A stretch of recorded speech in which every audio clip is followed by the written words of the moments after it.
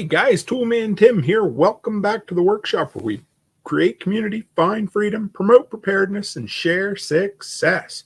It is May 19th, 2022, and this is episode 114 of the Workshop Podcast. Well, my first announcement tonight is that we are now officially streaming in Telegram, and it just opened up and started streaming right here as I was going, so I know it's working. So that's the first announcement out of the way, and we are tonight, of course, I'm going to share with you my story of how I became a prepper, how I got into preparedness. I had Dan on the show last Sunday evening, and we had just an awesome chat. It was like two old buddies talking that hadn't ever really met in real life before, but we've chatted a lot over the years. And he asked me, how did you get into prepping and preparedness? And I started talking about it. And I was like, I've never really delved into or told this whole story. So in a couple of minutes here, we get the announcements out of the way. We'll share right in.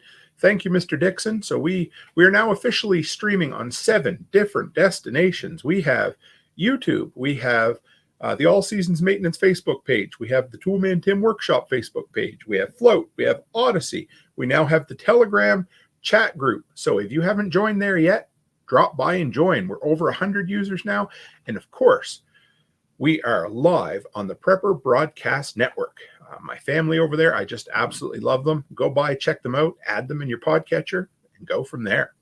All right, so the big announcement is tomorrow at 12 noon Mountain Time. I've got Chris Weatherman, Angry American, the author of the Going Home book series, coming to the workshop live, and I am rather excited. We had to move it last week because of an emergency, and I was just chatting. I messaged him during his live stream, and they said they're all good to go. Can't wait to see us tomorrow. So that is exciting. Please, please, please get that link out and share it so that everybody can know about it, because I think this is going to be really big for the workshop. So thanks, guys. And it's been a crazy week, but it's been a good week. Number 2, the Apple podcast feed is finally back up and working. I had some serious help from some community members behind the scenes, quite a bit of time spent with Apple, and I think finally the Apple tech support podcast people finally got whatever the problem was fixed, and everything is back up and running. If you happen to see 2 podcast feeds with the same name in there for right now, not a big deal, but the original one is working, so we're good. Today's tool, had a couple of messages from some different people asking what was the shortwave radio I picked up. So I figured I would put a link to that for you guys just so you could see it. I can't recommend it yet, but initial thoughts out of the box are it looks pretty good, but there was enough people wanting information on it that I thought I'd share the link. So that is pinned in the comment, the pinned comment below in the chat today, and it's also in the description of the podcast. It's the Texan Digital PL330 shortwave radio. $79.98 on Amazon.com right now. Hey, Brian, there's my brother from another mother from Lots Project. And Nate asked me earlier what kind of antenna jack it comes with. It has an 1/8-inch antenna jack, and you can pick a almost like a fishing reel type antenna off Amazon to hook it up. I'm excited about trying it out. Figured I'd share the link so you guys could. It came highly recommended. I think it was Iridium 828. Yeah, he's a prepper that I follow. He had a link to it and said it worked really well. So I'm going to test it out, let you know. Anyway, enough of that. So how has everyone been? It has been an absolutely insane week. I just about pulled out what little bit of hair I have left fighting with getting my Apple podcast up and running again. I know you hate to rely on other people's platforms, and it's a real pain in the ass when you have to, but a significant portion of the audience downloads from there. So of course I'm going to use it. And if it breaks, I'm going to try to fix it for you. So about, 5-6 hours ago, it finally came through, and I couldn't be any happier. Secured a house, an empty house for the bank today. That's pretty exciting. Pretty big job there. Lots of things on the go. I started building the cover for the back deck. A little bit of everything. But anyway, so that's what's been going on in my life. So like I said, I had Dan on the other night, and if you haven't listened to that episode yet, you need to, because he is an inspiration. He's a guy that just started chugging away. He doesn't need to have a side hustle, but he wanted to have a side hustle. And it was, he's he inspires the hell out of me. He gets out there, he hauls garbage, he sharpens knives. He just makes his money and does his thing because that's what he likes to do to kind of decompress from his 9 to 5 kind of office job.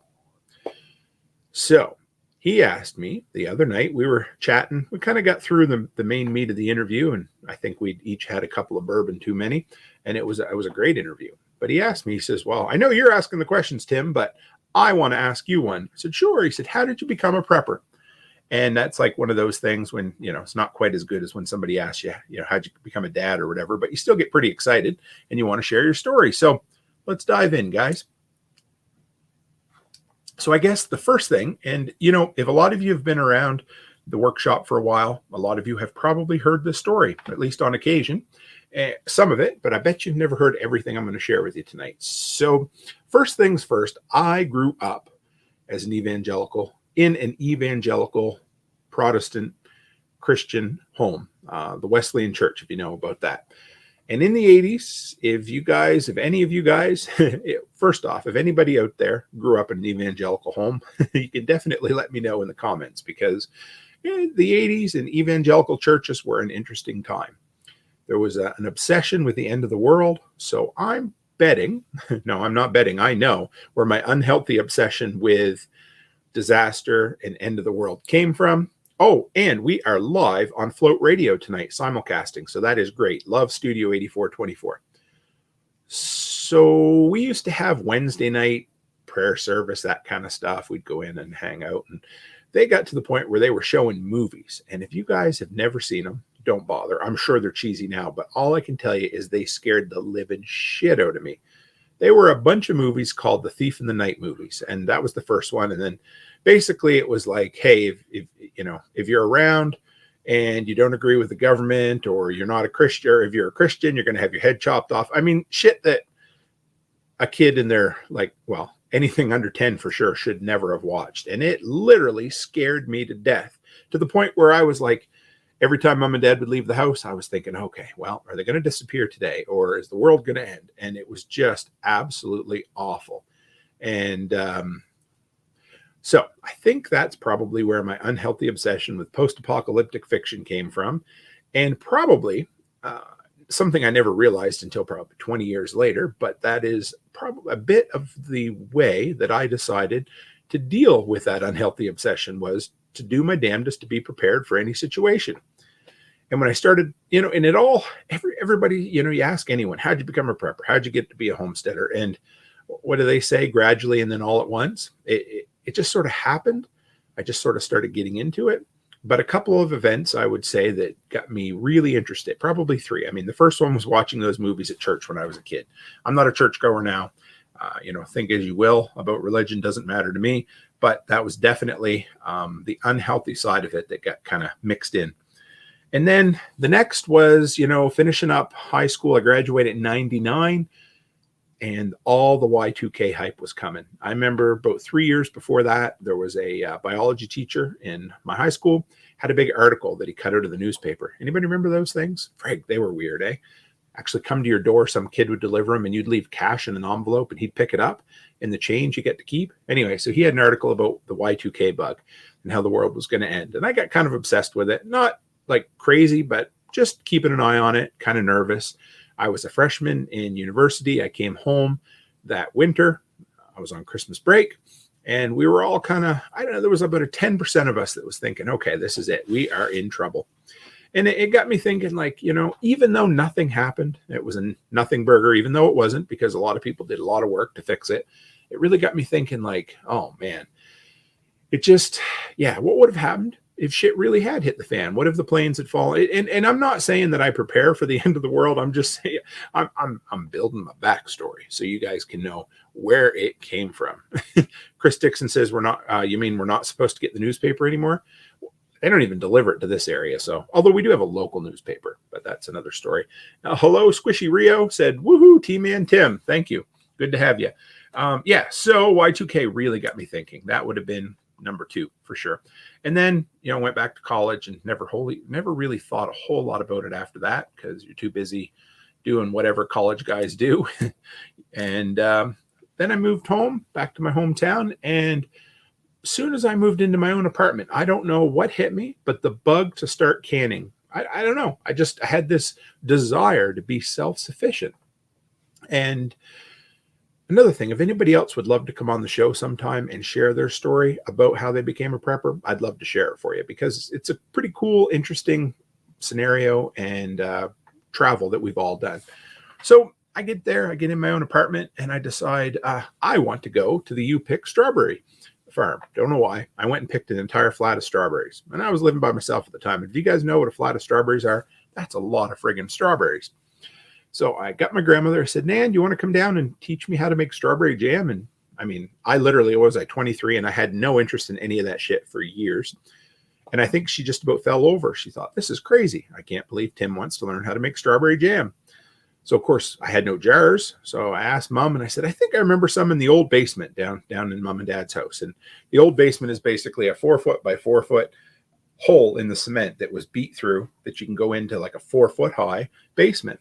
And yeah, down underneath this old workbench that Dad hadn't used in 20 years was 2 or 3 cases of mason jars that were full of potato bugs and cobwebs and nasty, stinky old dirt. And I took them home, washed them all up.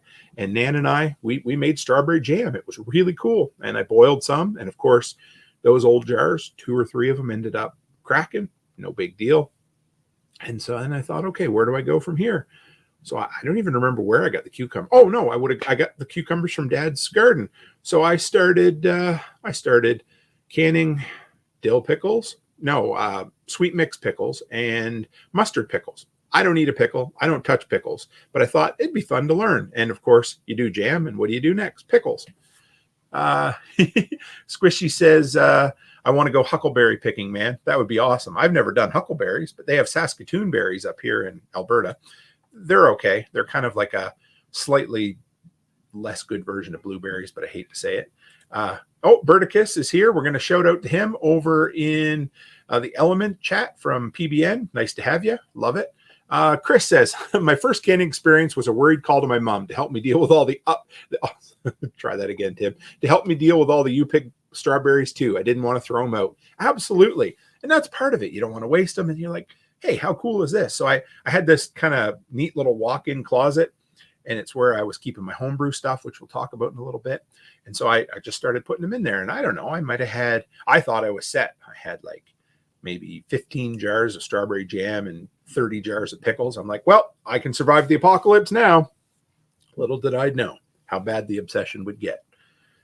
So from there, a little bit later, so this would have been February of 2004, we had the nastiest blizzard that I have seen in my lifetime. Earlier that year, a different part of the province got hit by a hurricane called Hurricane Juan. It was bad. We had sunny skies in my part of the province, but a few months later, we got hit by hurricane force winds, and they named it White Juan. I'm not so sure whether anyway, I don't know if you'd call it that today, but that was the name of it then. Studio 8424 said Vlasic kosher dill holes. That sounds all right. And yeah, so we got 40 inches of snow, 80-mile-an-hour winds in a day and a half. It was insane. The drifts, I've told this story before, but there's a pizza joint downtown that has an apartment building upstairs, and there's a balcony there. The drifts were up over that kind of balcony, like up to the edge and into it. The downtown had short little decorative light posts. They were up to that. It was just insane. And that was when something clicked. I'm not sure, but I was working at Dairy Queen at the time. Had a great time. I loved it. So first thing we got to do, you guys will love this. So as soon as the power goes out at Dairy Queen, you have all those glass display freezers, and within an hour, that stuff needs to be trashed. So we had, I don't even want to guess. If I had to guess, 40 or 50 cakes, entire cases of Buster bars, dilly bars, ice cream sandwiches that all had to go to the dump. And I said to Stan, Stan, can I have some? And he's like, well, don't bother my time. What are you going to do with it? The power's out. So I took every ice cream cake and every case of dilly bars and Buster bars I could back to Mom and Dad's house, and we threw them in the freezer, and we threw some blankets over the freezer, and they lasted pretty good. They melted a bit, and we were eating freezer burnt Dairy Queen ice cream for about the next 2 years. Dad loved it. I think he was sad when I stopped working at Dairy Queen. So I remember I was a tea drinker at the time. Now, if you knew me, you'd think that was crazy because I'm a coffee drinker.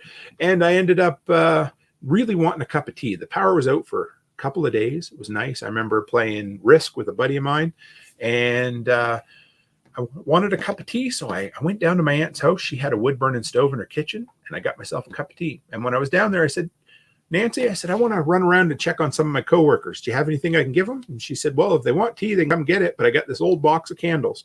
So I went and I picked up some candles from her, and I went across town and I found some of my coworkers and some that had no clue about how to be prepared at all. Give them some candles so at least they could have light, and just checked on people. And from that time on, I felt like it was my mission in life to be prepared or to look out for other people the best I could. We're going to try to bring up here. I don't know if I can bring it up, but Studio 8424 just sent me a giant jar of Vlasic pickles. I thought you guys would appreciate that. So yeah, from there, it just kind of grew. It's like, I don't want to call it an unhealthy obsession, because it's an obsession that the base root of it was for my family to be taken care of, for me to be taken care of, and hopefully for other people around me to be taken care of, so that they don't have to come and ask for things from me. So then right around that point, I met my beautiful wife, Becky. We had just awesome. And we have just a great big bunch of kids, and we were poor. I've told you guys this before, that abject poverty is a great motivator. She was so good, she could stretch $1 into 10. And we would, and this kind of came along, and we would shop the sales every time. When things were on sale, we'd buy as many as we could afford, which wasn't a whole lot, but it was still nice. The clearance racks, the end of season blowouts, we used to go and we would buy things like rain boots, for instance. When they would go on sale for like $1 a pair at Walmart at the end of the year when they're clearing them out, we'd buy enough for like the next 3 or 4 years for the kids, because that's just how she rolled. And the kids always joked about Mama Bear's closet full of toilet paper. But, you know, we were, again, I guess maybe out of fear or anxiety or whatever, we were always just nervous that the kids would, we never wanted them to have to go wipe their butt and not have toilet paper. I think to us, that was like the sign that we were in trouble. Never wanted to have to go to the food bank. We came awfully close a couple times, but never had to.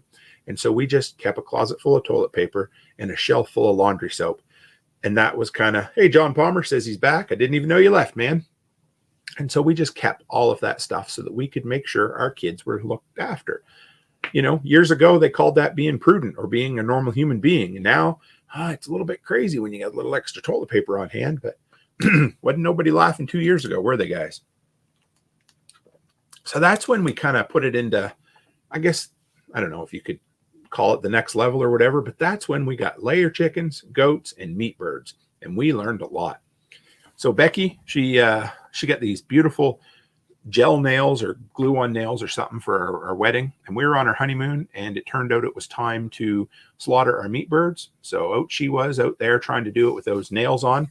And she's like, frig this. And she pulls them all off, and she's out there plucking feathers with me. I loved her. That was one of my favorite stories. We built herself a chicken coop. We had eggs everywhere. The chickens would run everywhere. They for some reason, they'd love to go down and lay their eggs on top of the septic. I don't know why they did that, but we were just really trying to learn how to grow our own food. We had a Dodge Neon, so we would go and we'd pick up a week's worth of groceries. We'd have the 3 kids in the back seat, our little dog Manny, and we'd go and pick up 2 50-pound bags of birdseed and get it all in that little Dodge Neon, so we didn't have to make 2 trips to town. But we were doing our best. You know, we were trying to get by. We heated the house with wood. We used to go to the local sawmills and pick up slab wood. We would cut that up like crazy because it was cheap and we could heat ourselves for very little money. Always loved it. Hey, Rachel Brown, nice to have you. Always good to see you. Probably playing pool tonight, I'm guessing. No, maybe that isn't Friday or Thursday nights, but always good to have you. So yeah, that's when we really get into things. We had to get the goats delivered because we had no way to go pick them up. I actually considered putting a full-grown goat in the back seat of my Dodge Neon. I can't even imagine. That is some real Beverly Hillbilly shit right there, guys. Didn't do it, thank God. But then we were making cheese. Becky loved making cheese. We used to make like this, I can't remember what the name of it is. Anyway, it was like a soft cheese that you just squeeze it out into a ball and we'd cut it up. It was really good, kind of like feta. We made homemade goat's milk soap. We made yogurt. We made butter. We made cream. and we loved it. It was fun. Up until a couple of years ago, I'd kept a couple of those bars of the homemade goat's milk soap. And then just last year for homeschool, me and the girls made soap out of lye and bacon grease, and it turned out really good. Right over my shoulder up there where I keep my things that go pew pew. There's also some of that soap in there too.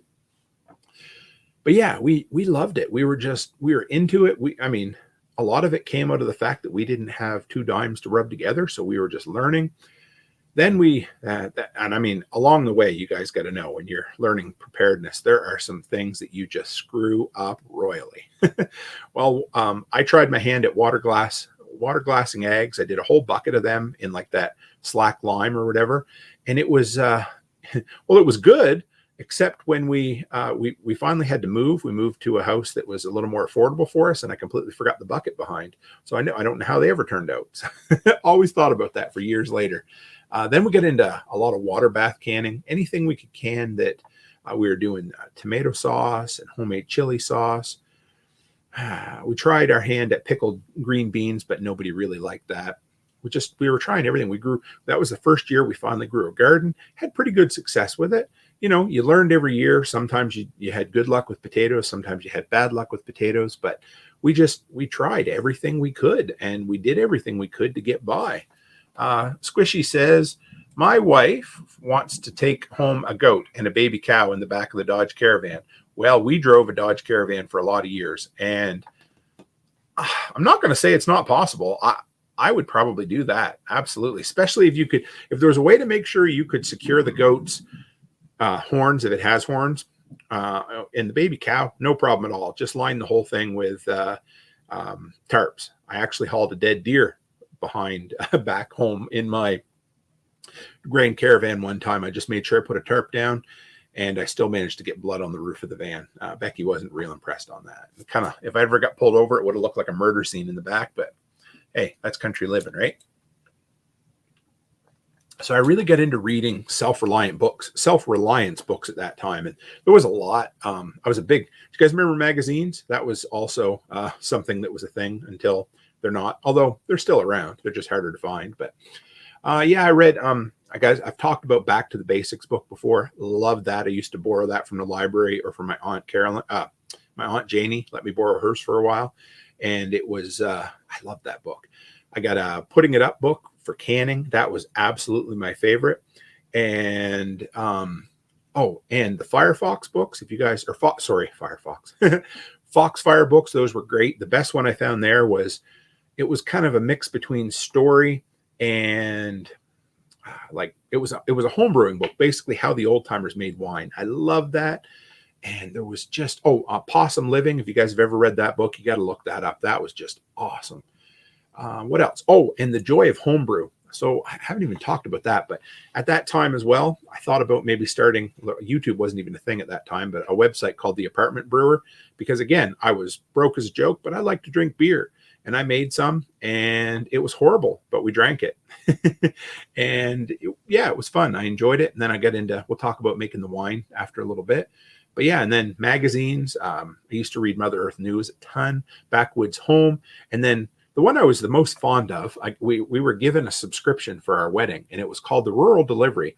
And it's just a black and white front cover with some red writing on it. And it was exclusively on the East Coast. It was a pretty cool little book, real local. And Rob says over in Telegram, sure, probably testing them again. I might have missed that portion of it, but yeah. Just wanted to get him out there so you guys could see. I'm glad Telegram's working. But yeah, so the reading was great, and I was just digging into it. And then, that was the time we moved. I started building the cold cellar. Again, a big, massive failure because I never finished it. All I did was build a little frame of cement in the basement and put the anchor bolts in it, and that's as far as I got because my lazy ass didn't finish it. But at the same time, I was trying to learn. I get these urges where I got to learn something. So I built my own apple mincer. I took a piece of maple wood from my fire pile and I give it to a guy who had a lathe. He turned it for me, and then I drove screws all the way around the whole barrel of the wood, stainless steel screws. And then I took a motor off an old washing machine, a belt. I built a hopper out of laminated plywood, and it was pretty cool. And then I was in the process. Well, I did make a one of them squishers that would actually push the juice out. I used an old bottle jack and a bunch of other stuff, and I loved it. That was fun. So it was like, I was always on the go trying to learn these new skills. And a lot of them I learn, and then they're just up here. They're always there in the background just in case I need them. But I don't tend to stick with a lot of those things. I found a good supplier for cider back east that I absolutely loved. I kind of missed that cider. It was delicious. But yeah, just always on the go trying to learn new things. And that's kind of where it kept going and kept building from. So at this point, we'd moved way out into the woods, and we were trying to take the whole homesteading thing a lot more serious. But the property we lived on was full of rocks and on a hill and didn't drain very well when it was muddy or when it would rain. We had one summer where the slugs completely decimated our entire garden. I just couldn't get it dry. We hauled in topsoil, we hauled in manure. I remember one time, I did all this with my Grand Caravan. I had a little trailer I bought from somebody for like $100. I'm sure it wasn't really road worthy. And I would go up and I would pick up soil with it, and I'd go and I'd pick up manure with it. And I guess I hit it with my snowplow in the wintertime, but I broke the latch off of the trailer and I didn't have the money to repair it. So I'm like, well, I'm only going up the road. So I left the trailer, I set it right on the ball. So the entire latch system was gone. The receiver was still there, but I just let it float. I was like, it's a little heavy on the front. It should stay on. And then when Buddy loaded the topsoil onto my trailer, as soon as he did, the whole thing went boom, just like that.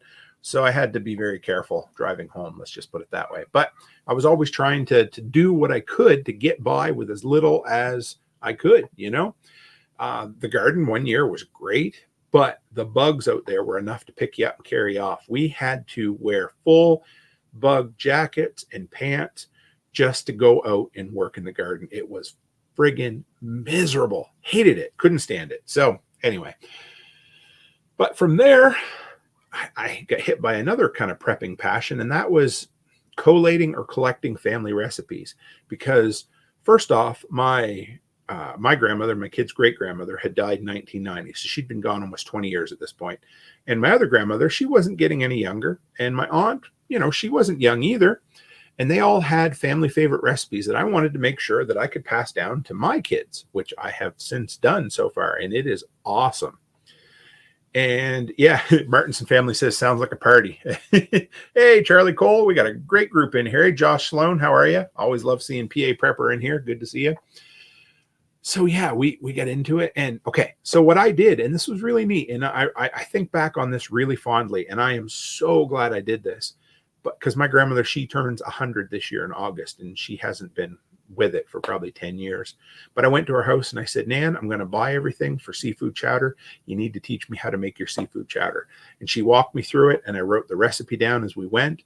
And I have that. And now I can make it for my family. I can make it for my kids, and they can teach their kids. And that food legacy is there. And then my Aunt Nancy, now you guys aren't going to know what this is, but you've probably heard me talk about it before. But every year at Christmas, she would make what's called rapier pie. And that is an Acadian dish that's like, you take potatoes, you grate them in a cheese grater, you squeeze all the water out with cheesecloth or something else. Then you reconstitute the potatoes with chicken broth, you add chicken, and you bake it as a pie, and it is to die for. You can do it with chicken, you can do it with rabbit, you can do it with beef, deer, whatever you want. It's, yeah, oh, so good. Even lobster. Clams is good too. So I went, and that was more about learning how to do it. The recipe was simple, but I'd never done it before. And so she showed me, and now I've made it. I made it again this year at Christmas for Mom and Dad. It was just awesome. And then the one that was the hardest for me to track down, and it was really cool. Oh yeah. So Rachel Brown says, too bad you didn't know about hugelkultur with the wet soil. Yeah, see, that's the thing. We work along, and all this knowledge is out there. And I'll get to this a little down the road, but we were like, I don't know what you want to call it. Like the lone gunman, really. We were by ourselves. We didn't know anyone else who was into preparedness. We didn't know anyone else who was into homesteading. So the only thing we could learn, I mean, even YouTube wasn't quite a thing at this point, or it was just becoming a thing. So we were learning all this just through websites and books and experimentation. And if we'd found a community online that we could have been a part of earlier on, we might have maybe eliminated some of these mistakes or been able to fix things a little bit, you know?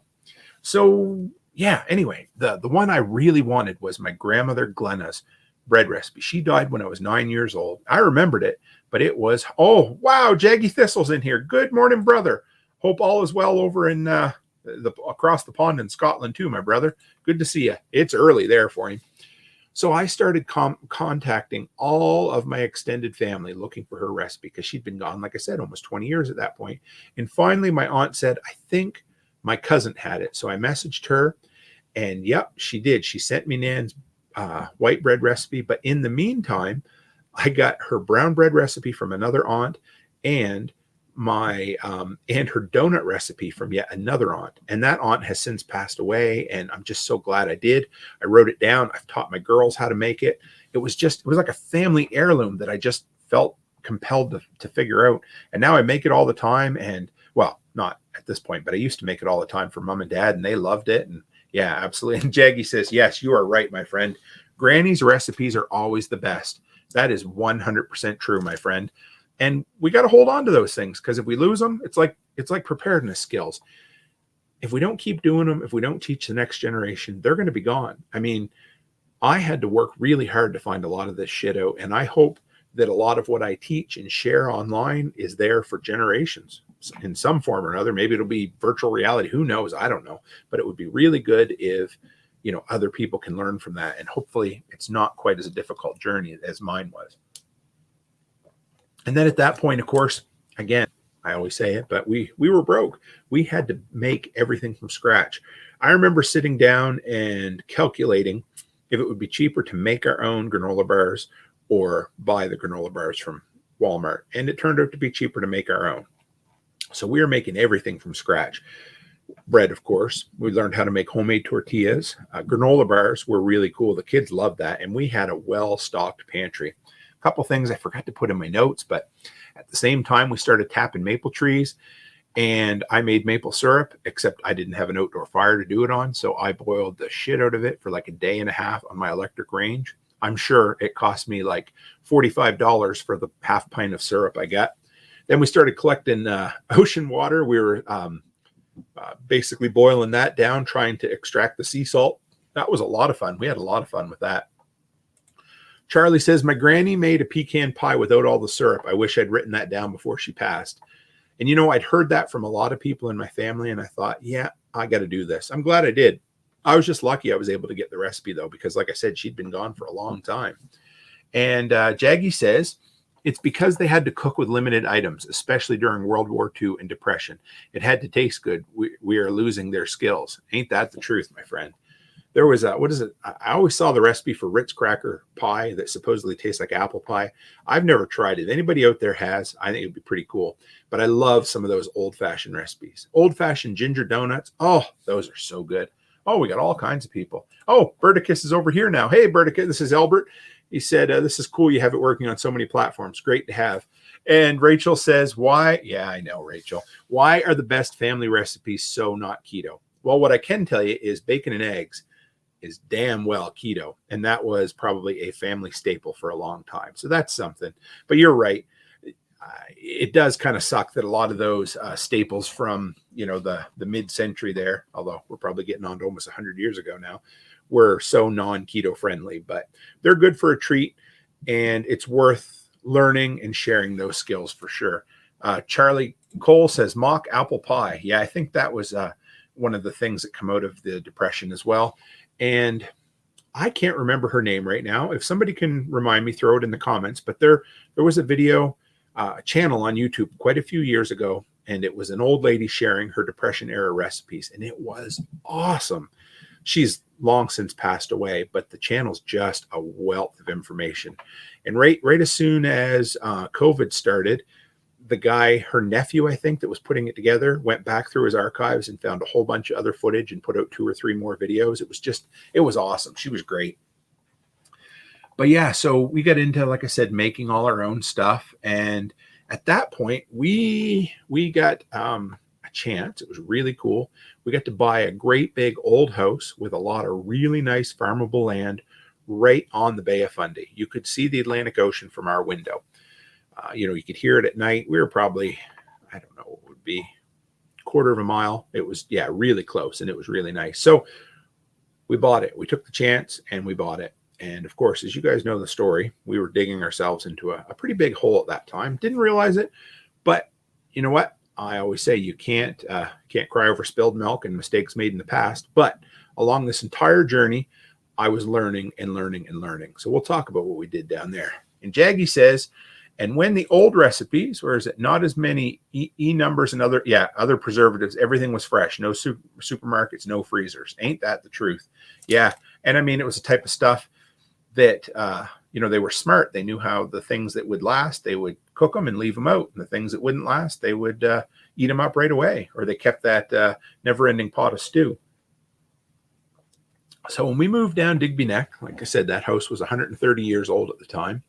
We planted fruit trees. We planted gardens. We planted, that's it. So Charlie Cole gets the prize tonight. Depression cooking with Clara. She was just a really neat soul. You could tell she was old even when she was doing the videos. But yeah, you guys need to check out Depression Cooking with Clara if you have time. It's just a great channel, and it's still there, I'm sure. So we started planting berry bushes. We had 2 great big 50 by 50 gardens, layer birds, meat birds, turkeys. Man, we did a lot. One year they showed up. They got shipped to us, and it got too hot, and they weren't properly ventilated, and all the birds had gotten just soaked with sweat, and we had like 80% of them die. The company ended up replacing them for us, but we learned a lot, and we went through a pile of feed back in the day, and we had birds. Oh, and I built a homemade incubator one time. I built it out of plywood, plexiglass, a thermostat from a hot water heater, a computer fan, some wire mesh, and a 100-watt light bulb, and it worked really, really well. JS, yes, you are right there. Townsend and Son 18th Century Cooking. I love that channel. I don't watch it all the time, but man, it's cool. And he is one of them channels. You can watch a channel that has 1 million subscribers, and you mention it to somebody else, and they're like, I don't know who that is. But it almost seems like everybody you ever mention to knows Townsend. I don't think there's ever been somebody I've talked to that I'm like, yeah, I watch this channel, and they're not like, I don't know what that is. He has an appeal to everyone. I love the dugout canoe that they made, and then they burnt it. Oh, that was the work they put into it is just so cool. So at that point, we decided it was time to go a little bigger. So we got into pigs. And the day we were heading up to pick up our pigs, we had, what did we have? A Dodge Grand Caravan, and a lady across the street. I was parked at my sister's house. She backed into our vehicle, and I don't want to say totaled it, but made it undrivable. So our insurance company gave us a rental, and we went up and we put a tarp down in the back of the rental. I don't think we did any damage. And we put the little wiener pigs right in there in a box and brought them home with us in a rental car. So we lived rather dangerously for a little bit, but the pigs were great. We built a pen. I was really proud of that pen because it got to the point where, they never got out. I did really well. They never escaped. I was quite proud of that. I built a waterer out of a 55-gallon drum and an old cow waterer that you'd find in a barn, rebuilt that. And I had to get like 3 hoses to fill it. It was way back there, but the pigs were so good. We ended up, so this is, again, preparedness, homesteading. We raised them on green bins compost bins from restaurants. So I would go around Saturday and Sunday nights, and I would clean out the Chinese food restaurants, the pizza places. It was pretty hard to get anything from the grocery stores, but I basically fed them off that all summer. We butchered our own, slaughtered our own, and we learned a ton from that. It was so much fun. So Jaggy says, with the price of electricity and gas, it will soon be outdoor cooking on a fire, which is a whole different type of cooking. Again, my buddy, I hope you're not right, but I have my suspicions that you might be. So in this time, we were still lone wolves learning this ourselves, and we never really knew that there was other people out there doing it. And so we were making our own mistakes, and we were going along. But I think I knew that I was a prepper at that point. I know we knew we were homesteaders, and that was really cool. So we started I started fencing off some property. Dad taught me how to drive posts. We bought some inexpensive barbed wire, and we basically brought a bush hog in, got him to bush hog our back field. It was probably too small, but we had plans at that point of getting ourselves a small dairy cow. And yeah, so right around that point, I was working from home selling computer software because I got burnout, and I was looking for things to listen to because I had lots of free time in the evenings. I was working kind of like that 4 o'clock till 2 in the morning shift, and it was pretty quiet. So I discovered at that point podcasts. 2013, not exactly sure the month, but I do know the year was 2013, and I came across a tiny little podcast called, anybody know what it was? The Survival Podcast. A crazy guy named Jack Spirko. And it wasn't quite his Volvo days, but it was, I think he was in Arizona at that point. And I was like, holy shit, I have found my people. Or at least at that point, I just knew of him and knew what he was teaching. I'm like, finally, I feel like I found somebody that gets it, that knows what we're doing. And so I really, I started binging a lot of his stuff, and it was quite inspiring at the time. And so then we got into making homemade wine. That was a lot of fun. It was great. I made rhubarb wine.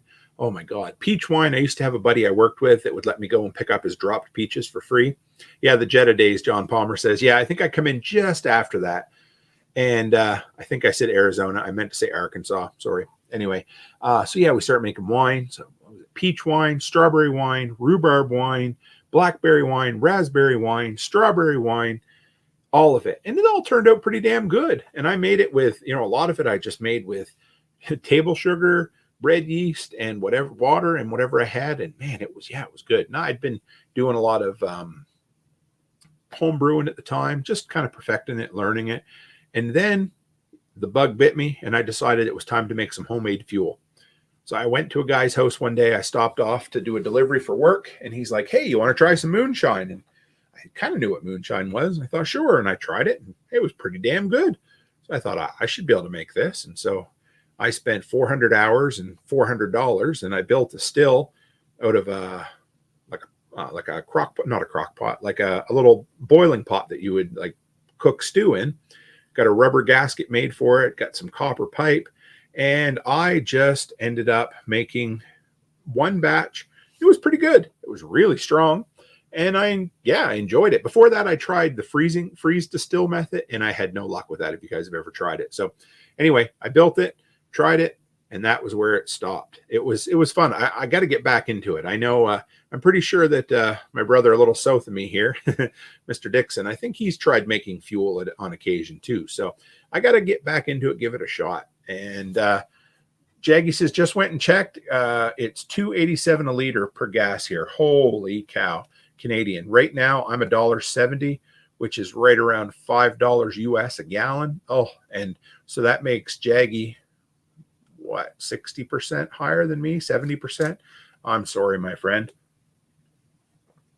So yeah, we made our own fuel. We started drying. I love navy beans. So we grew navy beans from the store-bought stuff. Then we dried them ourselves. And we started making our own laundry soap, which was pretty cool. I enjoyed doing that. Learned how to make our own washing soda. And yeah, we'd save our old jugs, remake that. So that was really neat. And if anybody's listening and they're like, hey, Tim did this, how do I do this? Well, this is just kind of a story about what I did. So if you want to know how I did it, just send me a message, and I will definitely maybe do a Saturday episode about some of these things that you might be interested in, because we've done it all. We don't do all of it anymore, but it was, pretty good. Chris says, I have 5 gallons of fuel in storage right now. The dishwasher loves peach flavored fuel. Huh. It took me just a second to get that joke. I must be slow tonight. That was really good, Chris. I was trying to figure out why you would pour perfectly good fuel into a dishwasher to clean it out, and then it hit me. So, and then now you're going to get hit if your missus hears that joke, Chris. So right at that point, I get into guns. So Dad used to be a hunter, and he had all the family guns stashed away up in the attic. And if you guys know the history of Canada and a certain registry and all of that, well, at that point it had all passed. And so Dad had all the family heirlooms, and I thought, oh, this is great. And I got his old 12 gauge, I got his 20 gauge, I got his 30-30, and along with it came the oldest 12 gauge shells I had ever seen. and some really, really old 30 rifle shells. And, with the lead in the end that was like kind of crooked. I don't know if it had melted or what, but I did fire some. I still have some. I'm going to hang on to them for as long as I live at this point. And then I went and bought my very first gun. I think I paid a guy $85 for it. And it was a 22 with the most crooked sights on it you'll ever find. But I was damn proud of that. And I still have it. It's somewhere in my collection. And it was, I don't know. It was something special about buying my first gun. I thought, all right, now I can get into hunting. Jaggy says he bets the dishes come out sparkling. And Chris says we call it loading the dishwasher. That is hilarious. If you're coming up my way, Mr. Dixon, I know you are coming. When you come my way, you should bring some of that peach fuel. And I'm sure we could do a barter for some, because I would love to have some of that on hand. So that we got into shooting. We just had so much fun. I started learning how to deer hunt. In Nova Scotia, it was totally legal to bait deer because there's so few of them. We'd go and buy apples. We'd go and buy carrots. And quite often, I'd go buy a 50-pound bag of carrots for like $8 because they were their seconds from the carrot factory. And instead of feeding them to the deer, I'd bring them home, chop them up, and can them. Because right at that time, we'd bought ourselves a pressure canner. So if you guys are ever looking at pressure canning, it was a lot of fun. We pressure canned everything. Green beans, carrots, corn, potatoes, fish. We'd go and catch mackerel right off the wharf. We'd bring them back and can them. That was fun. I enjoyed that.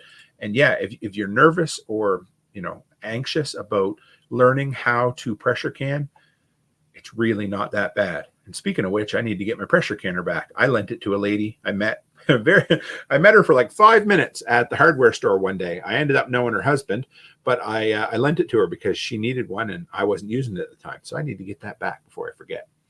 But it was a lot of fun. And, at that time, I've told the story before, but we had dug ourselves into a pretty deep hole of debt.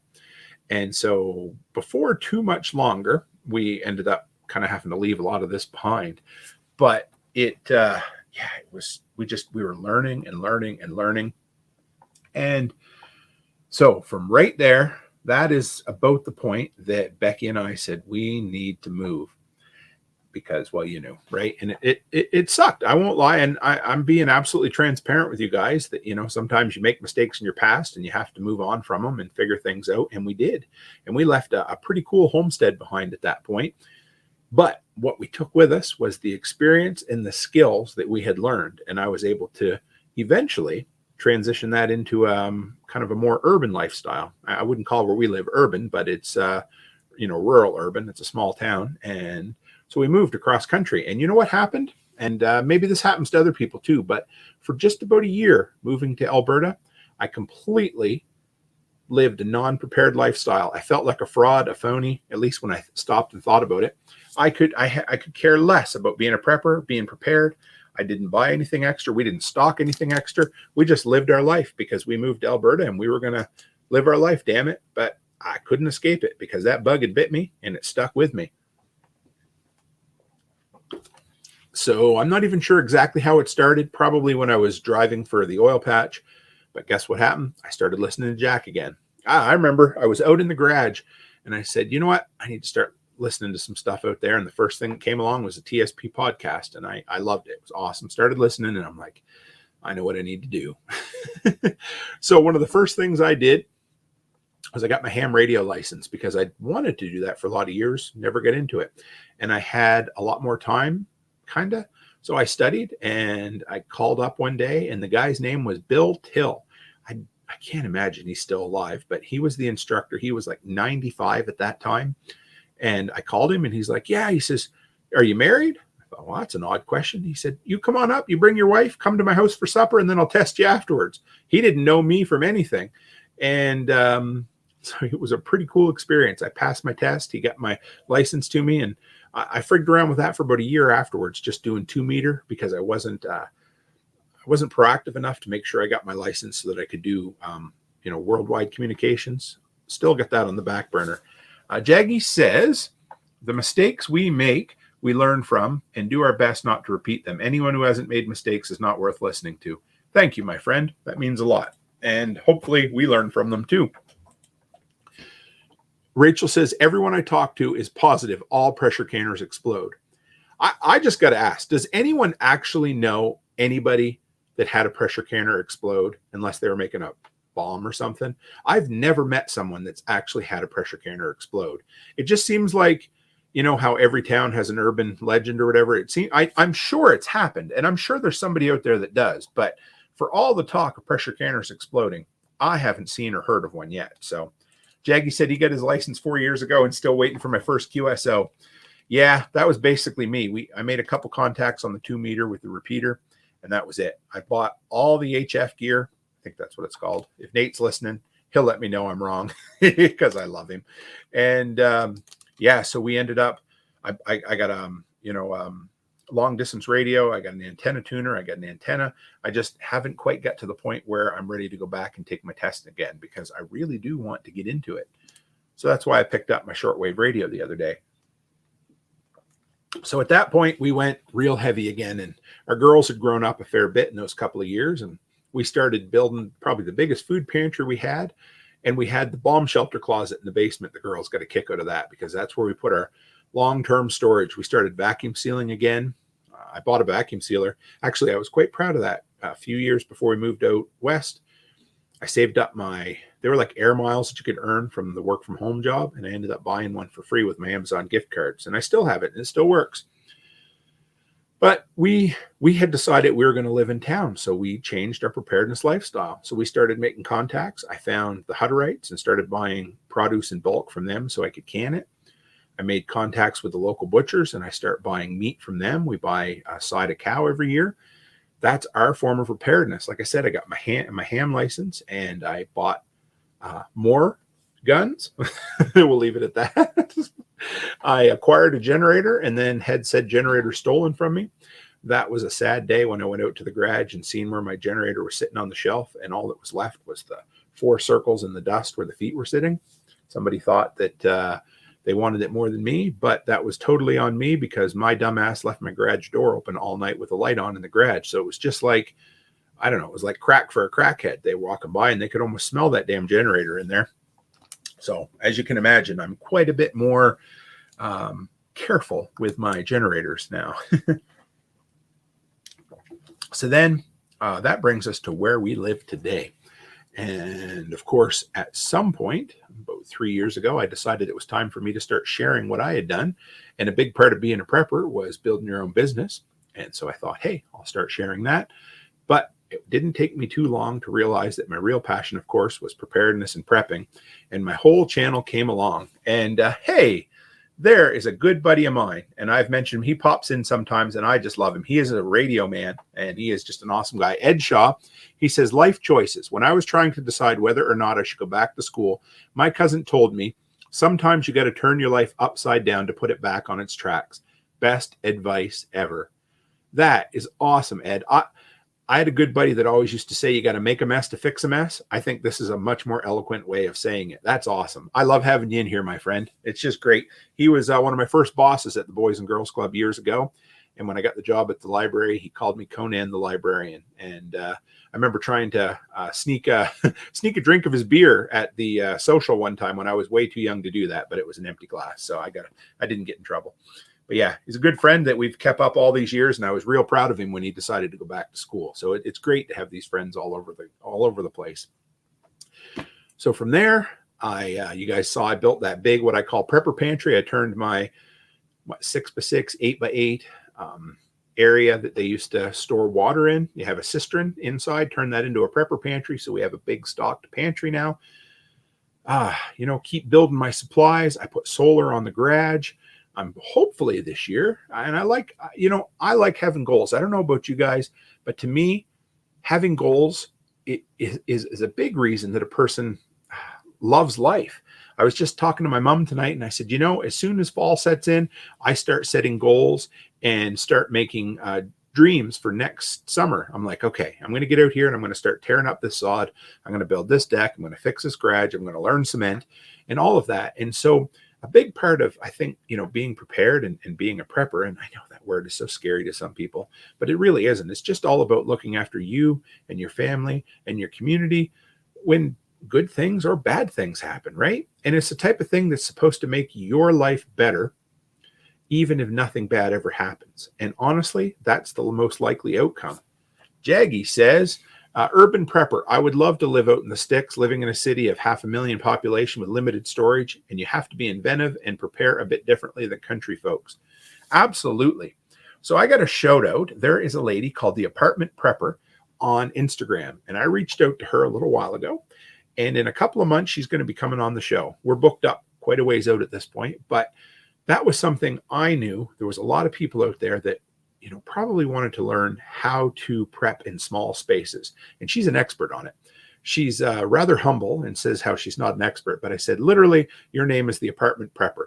If you don't know how to prep in an apartment, you have a problem. No, I'm just kidding. But anyway, so I'm excited to bring her on because she's going to come on and talk about prepping in small spaces. So that'll be really cool. So hopefully, Jaggy, it'll be a good episode. And if you got questions or tips to send along, send them to me. But from there, that's kind of where it brings me. Who would have thought back in 2013? So we're going to go on 10 years from now. Who would have thought that 8 years later, I'd be part of the expert council on the survival podcast? I would have, had my own content creation area. Although I think I had that. I needed a creative outlet for a long time.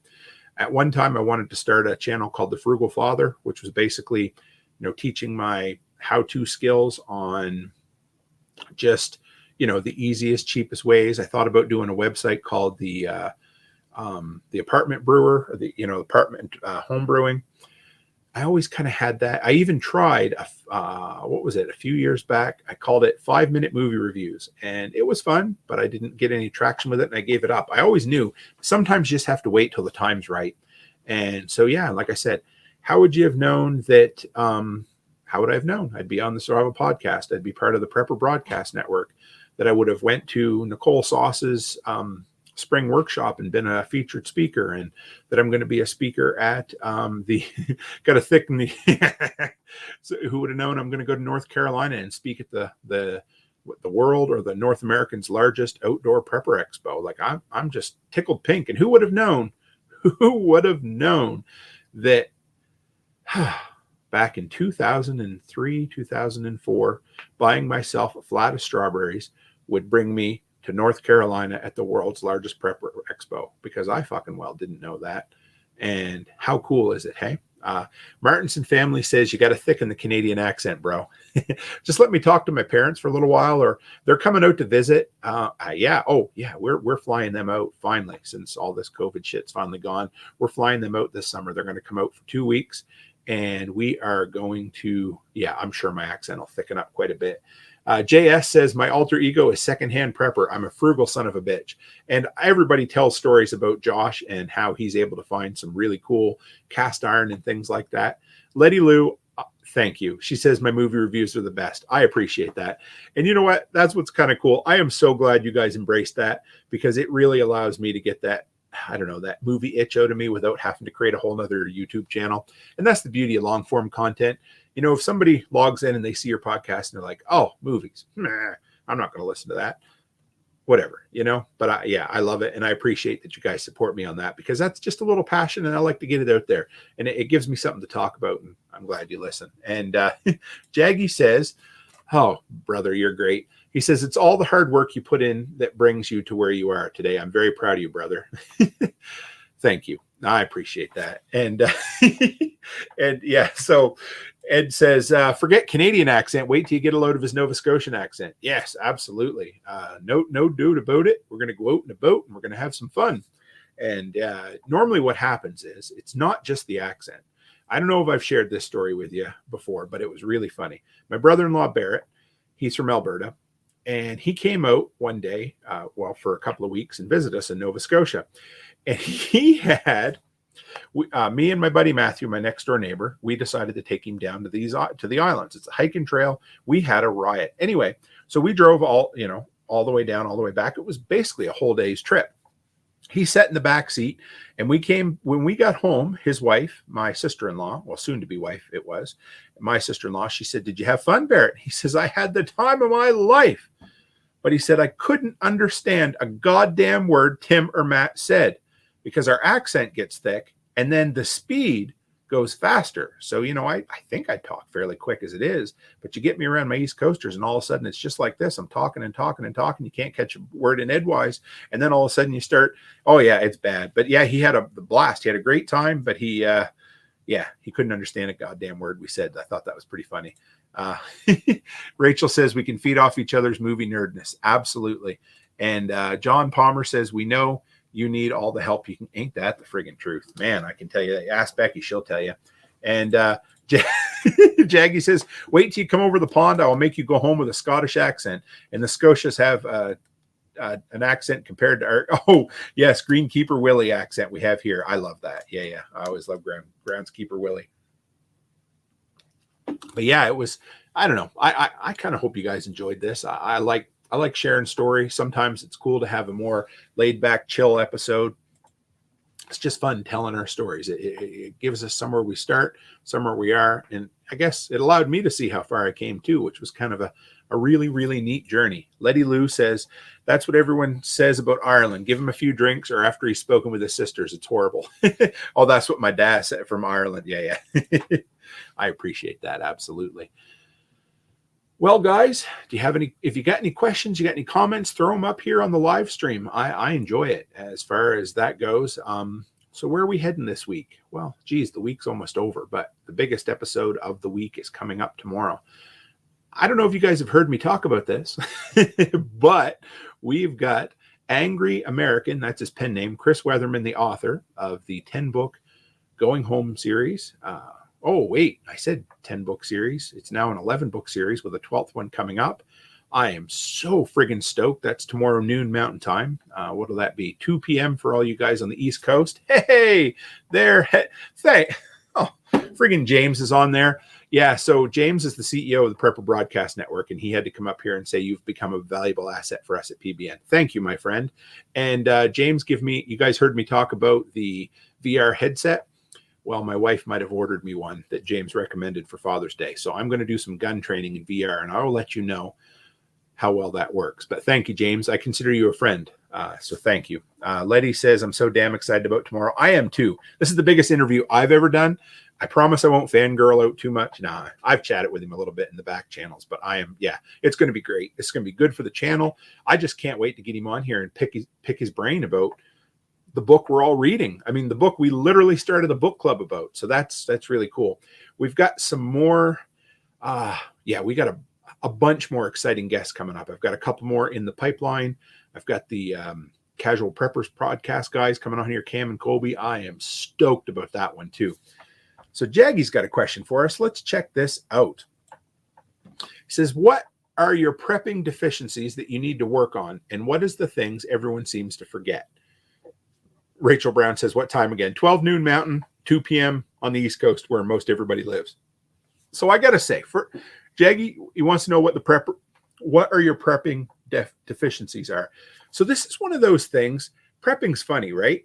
Because in 2003, 2004, when I had 4 dozen jars of jam and pickles, I thought I was prepped. I thought I could outlast an ice age. I thought I was good, right?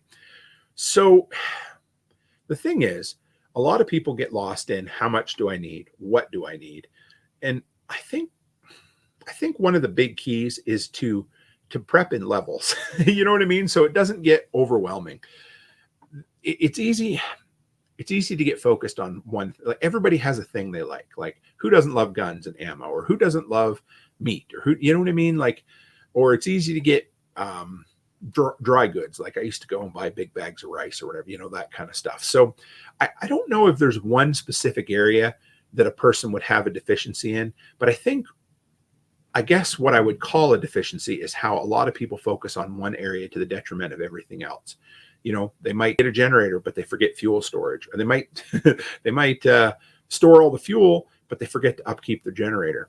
But I would say that if there's one area, and maybe this is just my bias coming in, but I honestly think that home maintenance is an area that a lot of people don't consider prepping worthy. And of course, you're like, oh, yeah, that's nice, Tim, because you talk about preparedness and you're a handyman. Well, you know what? All of these skills, I never even talked about all the skills I learned along the way. But if we really believe in self-reliance and independence and being able to look after ourselves, I would say having a good supply of home repair gear. And I've talked about that a lot before, but I would say that would definitely be one that everybody seems to forget. Now, what would be an area? Oh, here we go. James brought up a bunch. Thank you, buddy. Cooking oil, salt, trash bags, and pet food. I would absolutely say yes, 100%. Let's talk about that. I've been looking for shelf-stable fats, and I found a couple that are similar. I can't remember what it's called. It's from India, and fats are a really, really, really hard way to get long-term storage. Trash bags, you are right. You can't have enough. We've got an Amazon subscription for them, and I need to add as many more as I can because the trash bags are great. Our buddy Dave Jones there, the nuclear, biological, and chemical expert, he literally said, if you need to go out in radioactive fallout, that trash bags will at least offer you some protection so that you can brush off afterwards. So James says shelf-stable fats, ghee, bacon grease, Crisco. Yes. So, okay, guys, I know I bet you about being in Canada. If I'm not, I'm pretty sure that you guys can still get in the States Crisco in a metal can. I can't find it anywhere. We have it in cans, but then them stupid paper foil lined cans like the old coffee cans used to be, Oh yeah, you guys both said ghee. I think that's what it was. Yeah. So I'm going to try that. I'm going to leave some on a shelf for quite a while. We'll see how it works. I'm going to try cooking with it as well. But yeah, here's one for salt. If you guys are looking for a really cheap way to buy a lot of salt, go to your local farm supply place. I went there. I used to work at one, and we literally had Sifto table salt, like 50-pound bags for at the time it was like $8. And I mean, how long could 50 pounds worth of salt last you? Or a couple of bags and use them for barter? I don't know. It would be absolutely great. Squishy says beans and rice and no seasoning. That's another area that a lot of people miss. Hey, is the seasonings? Because it's great to have all the shelf-stable food, but that was an area that Becky and I started focusing on recently. So we discovered the joy of the Costco Business Center, where you can literally buy containers of seasoning salt that's bigger than my head. You can buy all of the different seasonings and spices, and we just started buying all of our, everything that we could, and we've been buying it up, stuff that'll last us a long time. We got something coming in here from Studio. Studio 8424 says you need as much as will get you through till when your supply is redelivered. And if you no longer expect deliveries, be stocking as much as you can. That's a very good point. And also, I guess seeds are an area that a lot of people don't think about. But again, what good are seeds if you've never gardened before? So this is what do they say? The second best time to grow a tree is today. And of course, if you haven't started before, start gardening. Learn how to garden. You always have as much time as you have. So anything you do now will put you ahead of anybody else. I missed a couple others here. Sorry, guys. You guys got a lot of good stuff tonight. Rachel says, after Hurricane Sandy, somebody I know bought a generator and a crap load of fuel. And then about a year and a half later, asked me if the fuel would still, oh, dear God, still be good. So they hadn't started the generator. And the fuel, would the fuel still be good? Maybe, maybe not. But what I can tell you is they never ran the goddamn generator even once. So try to get that started in a pinch, right? And I used to be guilty of that too. So I'm not, what do they say? You point one finger at somebody and you got three pointing back at you. I had a perfectly good generator I could never get to run because I didn't do the proper maintenance on it. Rachel says farm stores also carry 50-pound bags of molasses too. Yes, they do. I forgot about that. That's really good. And oats, you can get oats there as well. See, there's that maritime accent for you.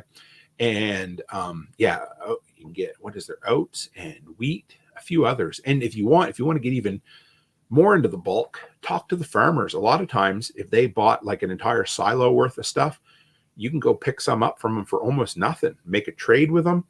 Or, the old biblical, what was it? The biblical principle of gleaning the fields. If you live where I live, I could literally go and get all the canola I ever wanted from, or canola or wheat or I don't know what all the other ones are, but everything that's left behind in the fields after the combines go through, because they do nothing with it. And if you know a farmer, go and talk to him. Oh, wow. I didn't know this one. Hey, Snail Creek, I got to send you a message because I'm going to have you on the show. Remember that, guys?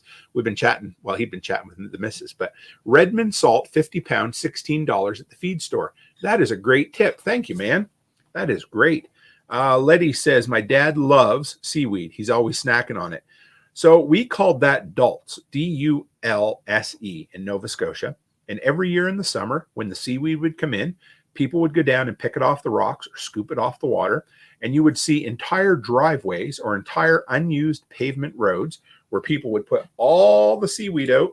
They'd let it dry. They'd flip it over. And then they would bag it and sell it for $2, $3, $4. And it was pretty good. It wasn't bad, actually.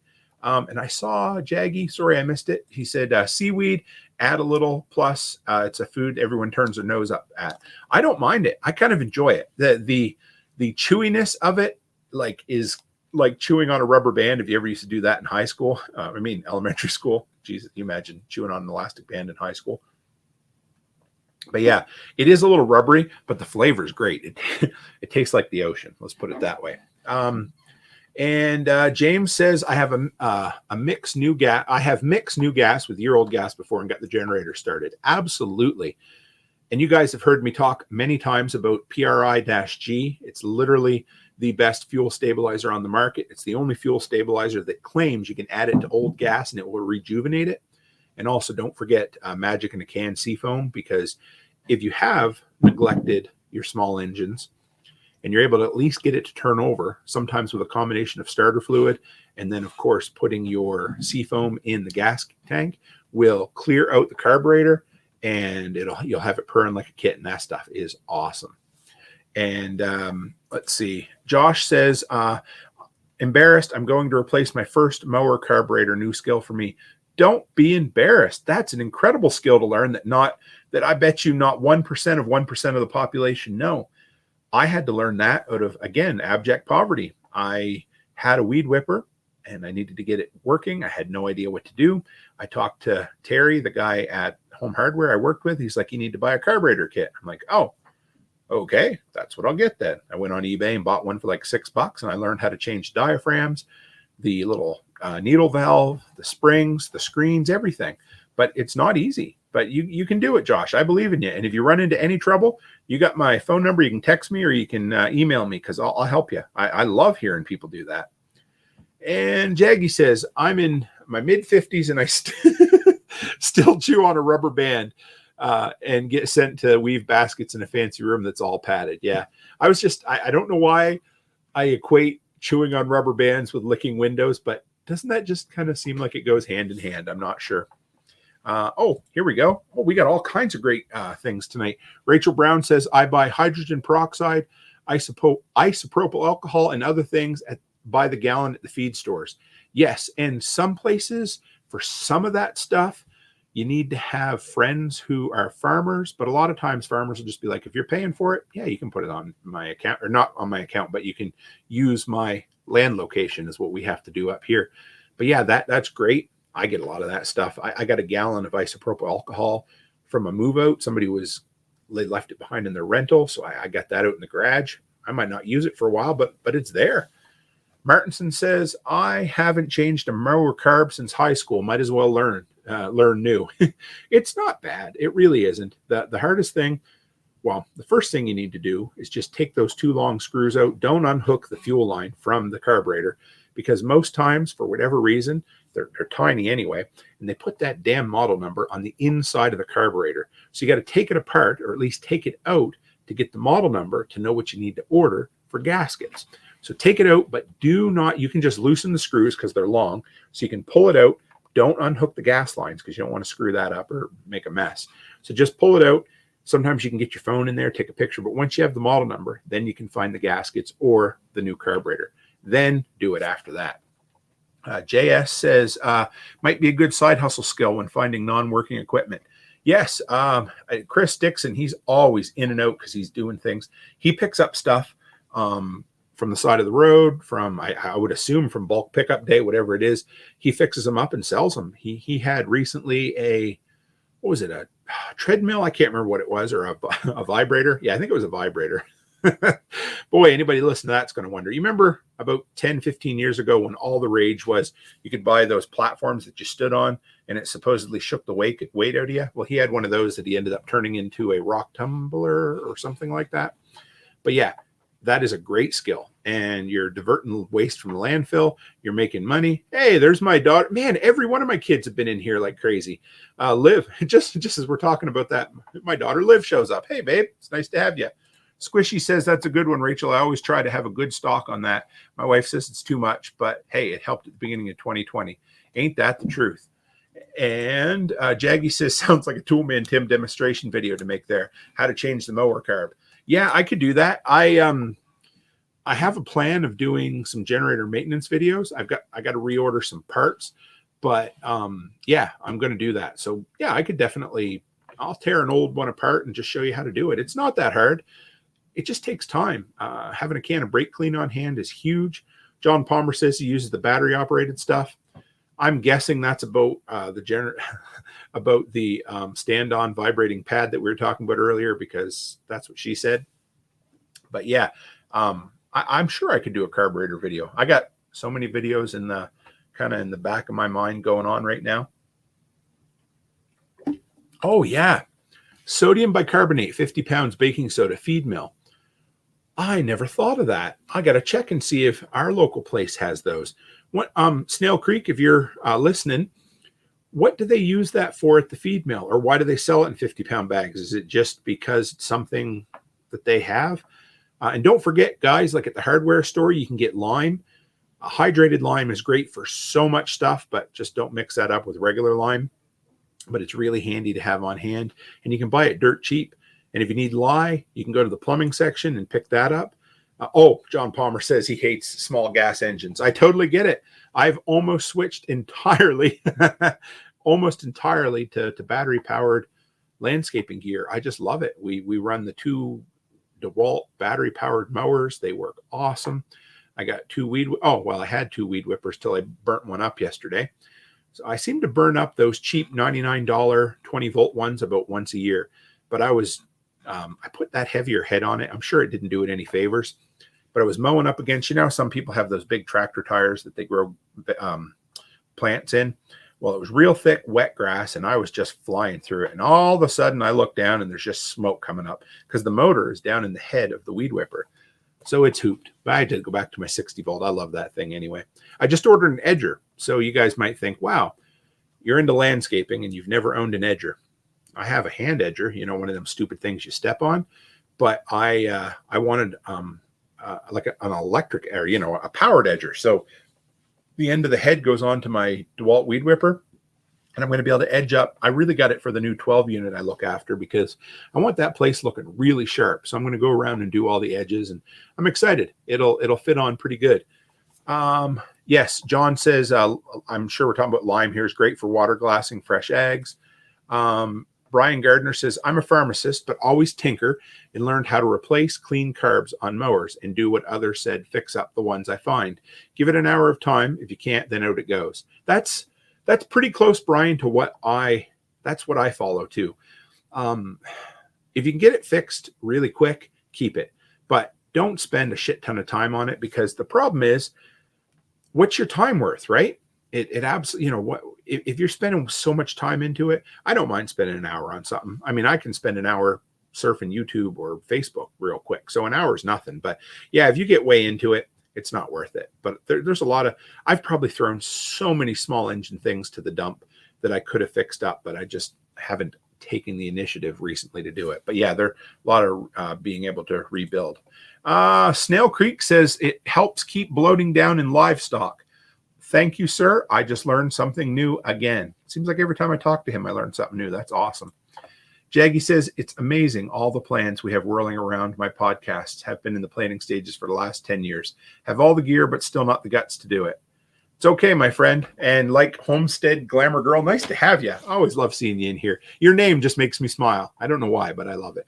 And she says, do it, Jaggy. And I agree, my friend. If you need encouragement, you can call me, you can text me, and I'll help you along. But whatever you need to do, it's just it's cool. I talked to my mom, or I chatted with my mom today. She hasn't flown since she was maybe 10 or 12. And my dad has never been outside of Nova Scotia or New Brunswick. He's never flown. He's never taken a train. So we're going to bring them out here. But mom's nervous, you know, and I understand that. And so I'm really proud of her that she's going to take that step and fly, because you're never too old to try something new, do something new, learn something new. Absolutely. Dan says, I wish that I could say hello in the live stream. Hey, this is great. I love having the live stream up here and running so people can watch it. And yeah, Dan, my buddy from Sunday night, he is in here. This whole episode was inspired by you, my friend. So we just give him a shout out.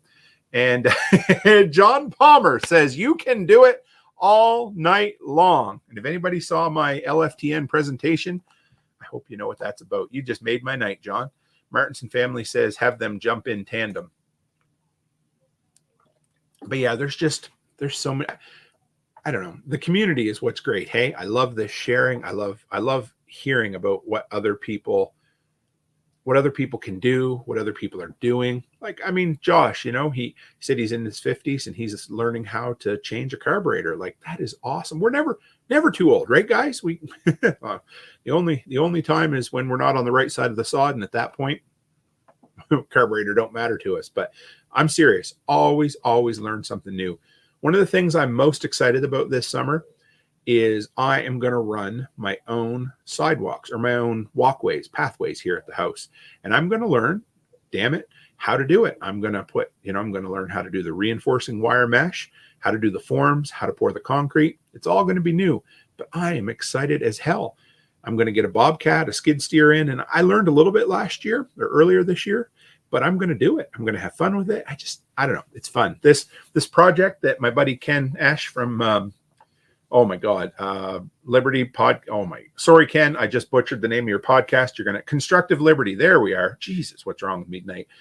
He's been giving me all kinds of back channel information and guidance on my covered deck. That's the biggest outdoor project I've ever built. I'm excited about it. JS says sodium bicarbonate also has been used in dairy cattle diets at the beginning of lactation. That baking soda has got to be the product of 10,000 uses. It's unreal. And you guys might know this, but I'll share this with you now so you know. But a lot of times if you look up making homemade laundry soap, so, you know, whether it's liquid or powder, it is, Dan says he's still hungover from Sunday. Buddy, I'm not letting you drink again. So if you're ever looking at making homemade laundry soap or that kind of thing, a lot of times it's going to say you need to add washing soda to it. Now, washing soda, maybe in the States it's available, but in Canada it's really hard to find.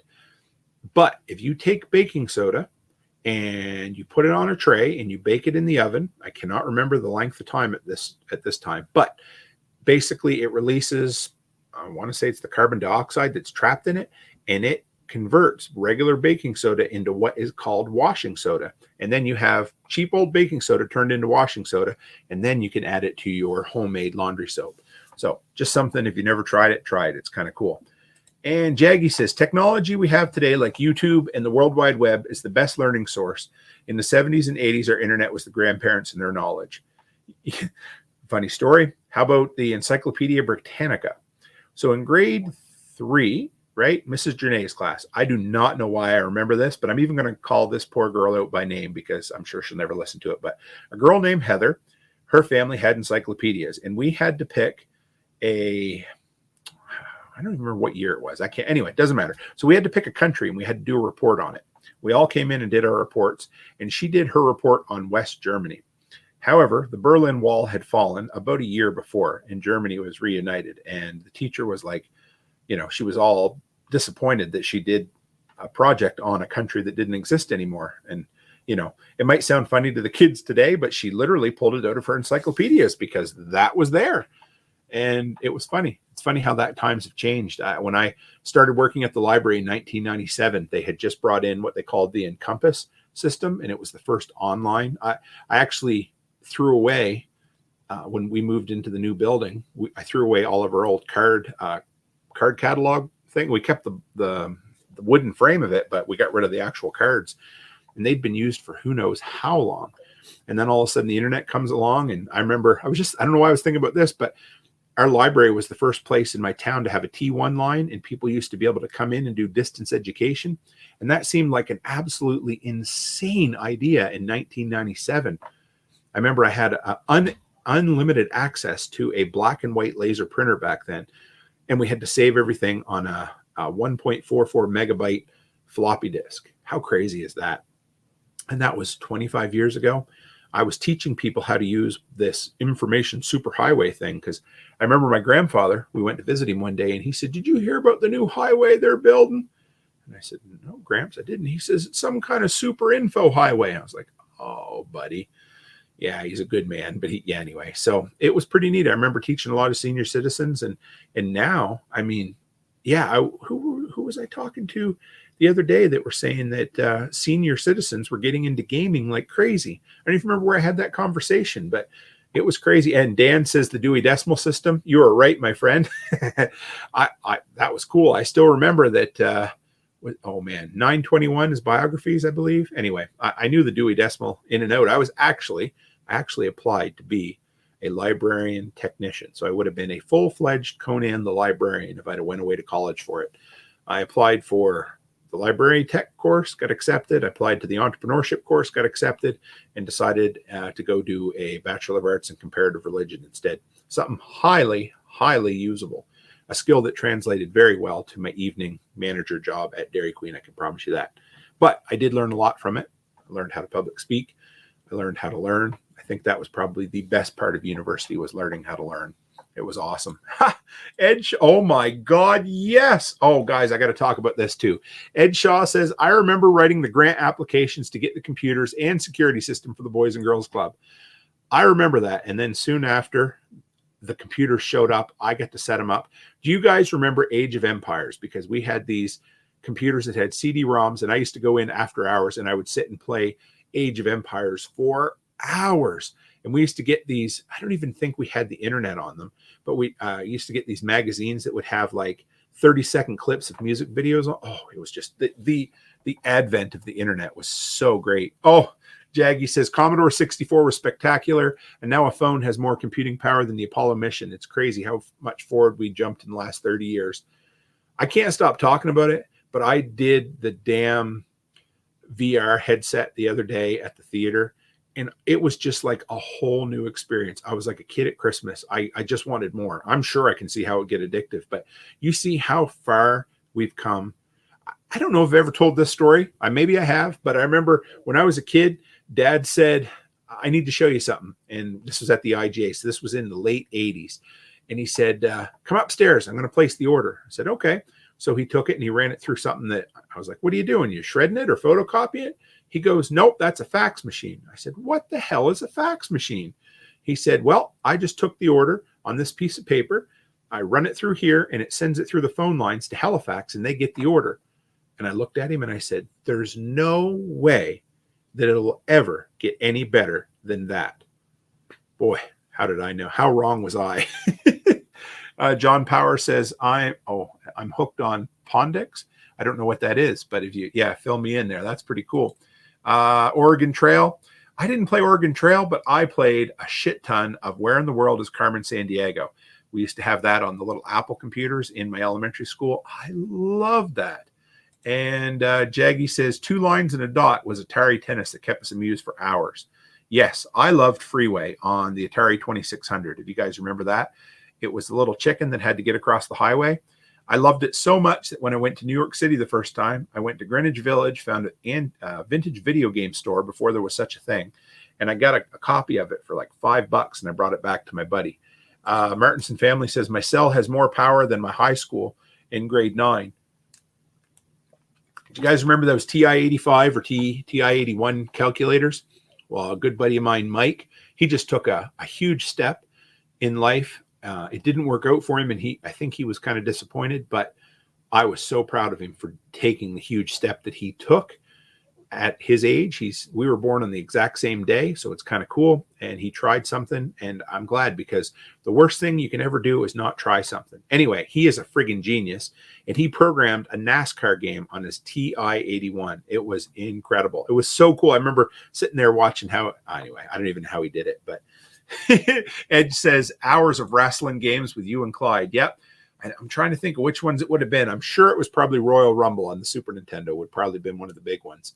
Because I don't know if PlayStation was out yet or not. It might have been, because maybe toward the end, Clyde used to bring his PlayStation over. Jaggy says, the good old days. Now we sound like our grandpappy when they talked about getting a wireless radio. Well, my dad, they got their first TV to watch the moon landing, so I thought that was pretty cool. And when I grew up, when I was a little kid, my parents had a 13-inch black and white TV in their living room.